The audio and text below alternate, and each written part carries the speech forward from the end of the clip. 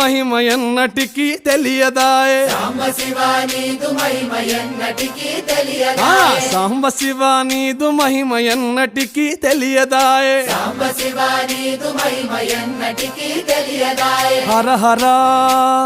శివ శివ హర హర శివ శివ గంగా జలము తెచ్చి నీకు అభిషేకము చేతునంటే గంగా జలము తెచ్చి నీకు అభిషేకము మరి చేతునంటే గంగ జలమున చేప కప్పల ఎంగిలంటున్నావు శంభో హర ఆహా. శివ శివ హర హర శివ శివ సాంబ శివ నీదు మహిమ ఎన్నటికీ తెలియదాయే హర హర శివ శివ